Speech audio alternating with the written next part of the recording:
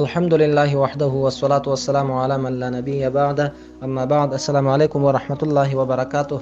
الله مو روغ او جوړ لره. زموږ او ستاسو درس د سیرت درس دی او عنوان پکې د مسلمانانو او مشرکانو ترمنځ تړون او د مسلمانانو او یهودو ترمنځ تړون.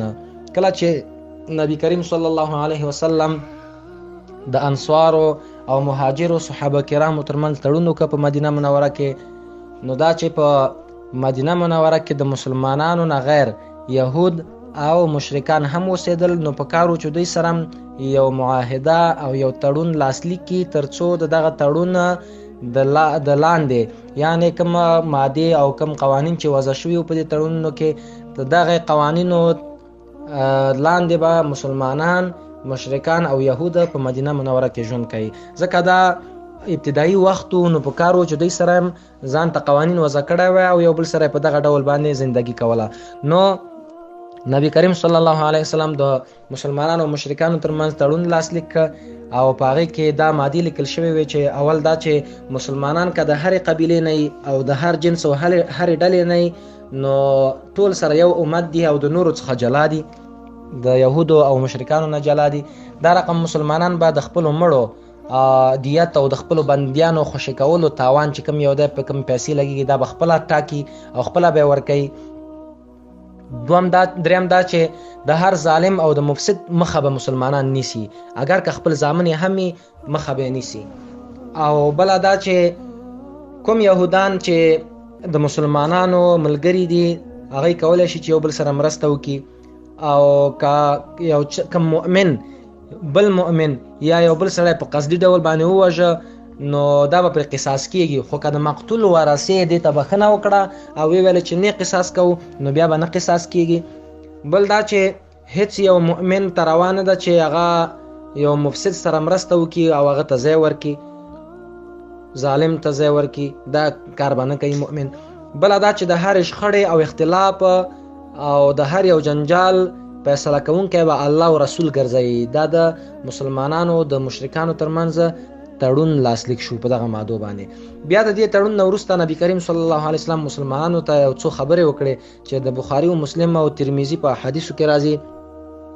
اوله دا چې نبی علیه السلام صحابه ته ویل چې یو صحابي ترې پوښتنه وکړه چې یا د الله رسوله ای الاعمال افضل، کوم یو عمل ډېر فضیلت والا دی؟ نو نبی علیه السلام ویل تطعم الطعام وتقرئ السلام على من عرفت ومن لم تعرف او كما قال عليه السلام. بخاری کې راځي چې نبی علیه السلام د صحابي ته ویل چې ته خلکو ته ډوډۍ ورکوه او سلام په هغه چا اچوه چې څوک پیژنې او که نه پیژنې.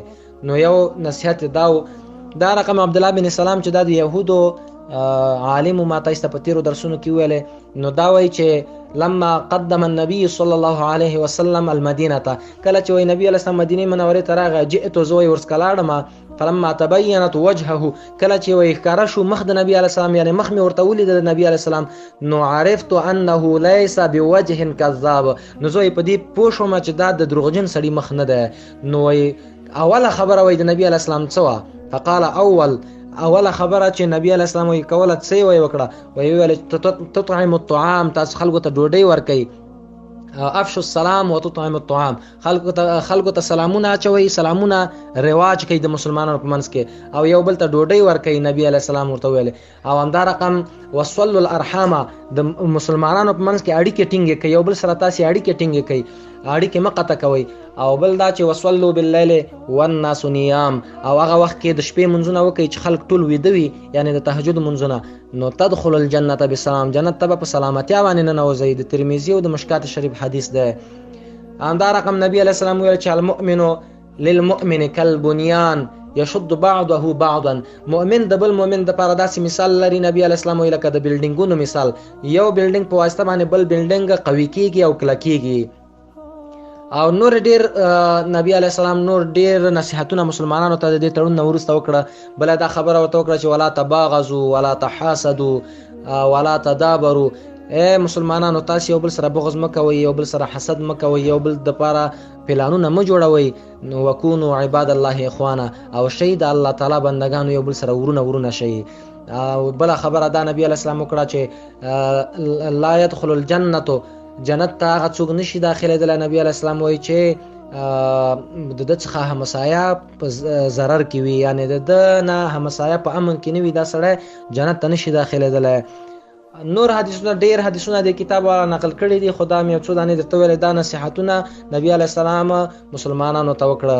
بیا د دې نه وروسته د یهودو او د مسلمانانو ترمنځ تړون لاسلیک شو چې د هغې تړون مادې داسې وي چې یهودان او مسلمانان دا به یو امت ګڼل کېږي، او د یهودو په خپل دین باندې به یهود عمل کوي او مسلمانان به په خپل دین باندې عمل کوي، او یهودان به خپل مالی مصارف په خپلو هغه کې مثلا په مړي او ژوندي کې ګالي، او مسلمانان به خپل مصارف په خپل مړي او ژوندي کې ګالي. بل دا چې دواړه به دغه دواړه ډلې چې یهود او مسلمانان دي، دوی به دغه چا سره جنګ کوي څوک چې دغه تړون مخالفت کوي، او دواړه به له یو بل سره نیکي او نصیحت کوي، نیکي به کوي، مرسته به کوي یو بل سره. هیڅوک به د خپل ملګري په جرم باندې نه ویل کېږي، او مرسته او ملاتړ به له مظلومانو سره کېږي. که هغه په یهودو کې مظلوم خلک وي او که په مسلمانانو کې مظلوم خلک وي، یو بل سره به مرسته کوي. او کله چې د مسلمانانو جنګي، نو یهود به د مسلمانانو د جنگ مصارف ورکوي، او که د همدا رقم بالمقابل که د یهودو جنگ وي، نو مسلمانان به مصارف ورکوي. او یثرب او مدینه کې د دې تړون والاو هر قسم جنجالونه او شخړې چې دا به حرامي، یعنی په مدینه منوره کې د دغه دوه ډلو چې یهود او مسلمانانو ترمنځ دا تړون لاسلیک شو، د دوی ترمنځ به جګړه او جنجال دا حرام، یعنی څوک به نه کوي. نو دغه تړون باندې دا چې د مسلمانانو رئیس او لارښود نبی کریم صلی الله علیه وسلم دغه رقم تړون د دوی په منځ کې وټاکه، او دا مادي وي چې ما تاسو ته ویلې. بیا د دې نه وروسته قریش چې کوم پلانونه مکه مکرمه کې قریش اوسېدل د مسلمانانو په خلاف نیولي، او دا بیا انشاءالله په راتلونکي درس کې وایو انشاءالله. او بله خبره د دوی د تړون کې ما نه پاتې شو، هغه دا چې قریش او ملګرو ته به هیڅ ډول پناه نه ورکول کېږي. قریش بالفرض مدینه منورې ته راغله، نو قریشو ته به هیڅوک که خپلوان هم وي پناه نه ورکوي. نو دا د تړون مادې وي. وصلی الله تعالی علی خیر خلقه محمد وعلى آله واصحابه اجمعین.